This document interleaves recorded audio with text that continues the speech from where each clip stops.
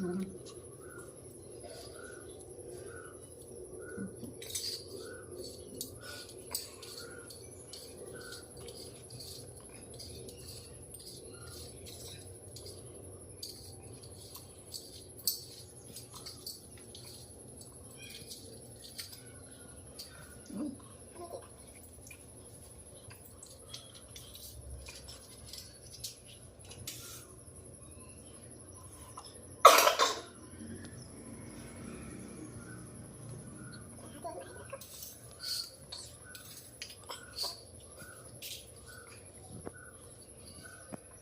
श्री शिवाय ओम श्री वासुदेवाय नमः स्वाहा ओम श्री वासुदेवाय नमः ओम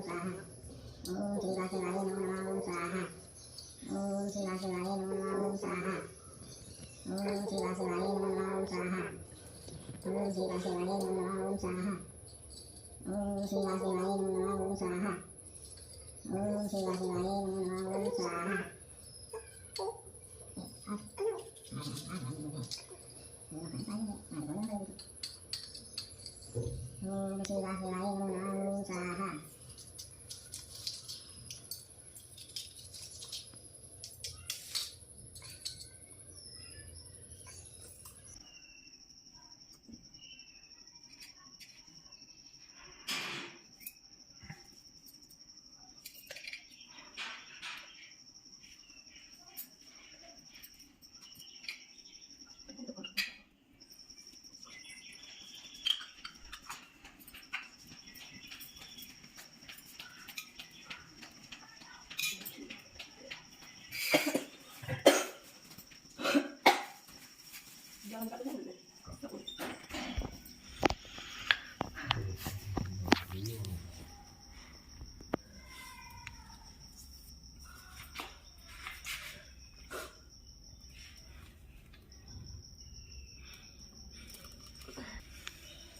यूं तो सभी एकादशियों के व्रत पापों को समाप्त करके अनंत पुष्प प्रदान करते हैं, परंतु चैत्र मास के कृष्ण पक्ष की इस एकादशी का व्रत तो जन्म जन्मांतरों के पापों को नष्ट कर देता है। सभी प्रकार की समृद्धि सुख और अंत में मोक्ष प्रदायक इस एकादशी को भगवान विष्णु की पूजा आराधना करने का शास्त्र ये विधान है। अब तक सुनाई हुई कथाओं के लिए भगवान श्री कृष्ण का भांति भांति साधुवाद करते हुए धर्मराज युधिष्ठिर ने कहा, हे माधव, चैत्र मास के कृष्ण पक्ष की एकादशी के नाम, विधि विधान और महत्व के बारे में बतलाइए। ये भी बताइए कि इस दिन किस देवता की पूजा किस प्रकार की जाती है। तब भगवान श्री कृष्ण ने कहा, हे राजन, सभी पापों को नष्ट करने वाली इस एकादशी का नाम पाप मोचनी है।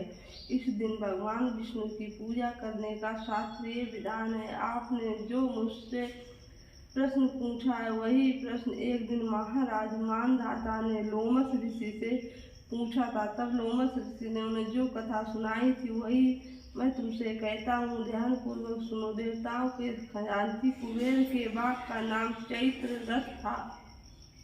उस बाग में गंधर्वों की कन्याएं किन्नरों के साथ विहार करती थी। अनेक ऋषि मुनि भी वहाँ तपस्या करते रहते थे। स्वयं देवराज इंद्र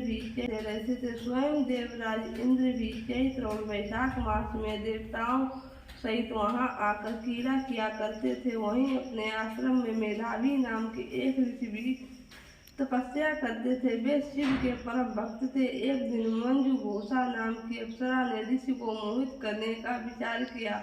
वह भय के मारे उनके समीप तो नहीं गई, परंतु दूर बैठकर बीड़ा पर मधुर गीत गाने लगी। उसी समय कामदेव भी मेधावी ऋषि को जीतने के लिए वहां आ पहुंचे। उन्होंने उस सुंदर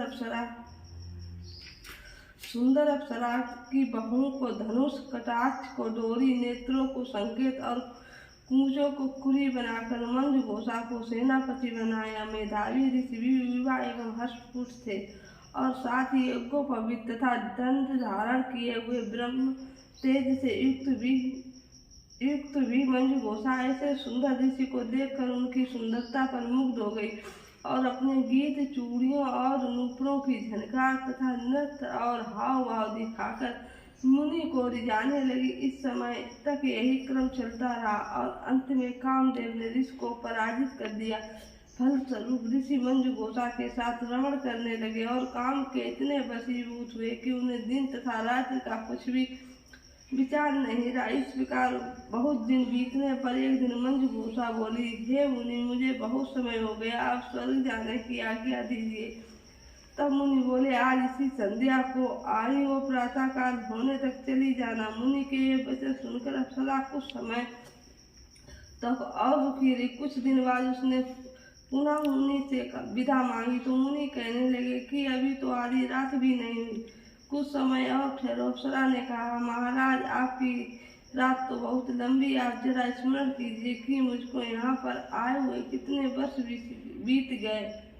उस अप्सरा की यह बात सुनकर मुनि ने समय का विचार किया तो ज्ञात हुआ अप्सरा के साथ रमण करते हुए उनको 57 वर्ष 7 मास और 3 दिन बीत गए। यह ज्ञान होते ही वह अप्सरा उनको काल के समान प्रतीत होने लगी। मुनि अत्यंत क्रोधित हुए और उनकी आंखों से ज्वाला उत्पन्न होने लगी। वे बोले, मेरी कठिन परिश्रम की गई तपस्या को तूने नष्ट कर दिया। तू महापापी और दुराचारणी, तुझे धिक्कार है, तूने मेरे साथ घात किया है। इसलिए मैं तुझे श्राप देता हूँ कि तू पिशाचिनी हो जाए। मुनि के श्राप से मंजुघोषा उसी समय पिशाचिनी हो गई।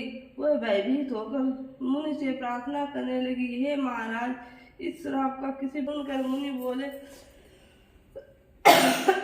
अरे दुष्ट, यद्यपि तूने मेरा बहुत अनिष्ट किया, परंतु फिर भी मैं तुझे श्राप से मुक्त होने का उपाय बतलाता हूँ। चैत्र मास के कृष्ण पक्ष की एकादशी का नाम पाप मोचनी एकादशी है और वह इस प्रकार के पापों का नाश करने वाली, उसका व्रत करने से पिशाच होनी से तेरी मुक्त होगी। ऐसा कहकर मेधावी ऋषि अपने पिता च्यवन ऋषि के आश्रम को चल पड़े। मेधावी को देखकर च्यवन ऋषि कहने लगे, अरे पुत्र, तूने ऐसा क्या अनर्थ किया जिससे तेरा सारा पुष्प क्षीण हो गया। तब मेधावी ने कहा, हे पिताजी, मैंने एक अप्सरा के साथ रमण करके घोर पाप किया। अब आप इस पाप से छूटने का उपाय बतलाइए। तब च्यवन ऋषि बोले, हे पुत्र, चैत्र मास के कृष्ण पक्ष की पाप मोचनी एकादशी का व्रत करने से सब पाप नष्ट हो जाते हैं, इसलिए तुम उस व्रत को करो। पिता की आज्ञा पाकर मेधावी ऋषि ने विधि पूर्वक इस व्रत को किया, जिससे उनके सब पाप नष्ट हो गए।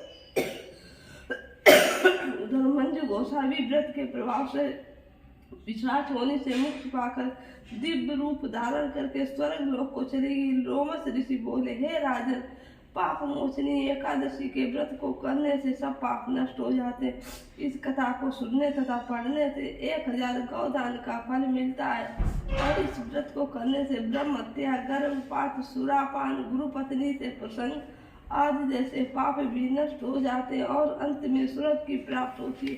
जय विष्णु भगवान की।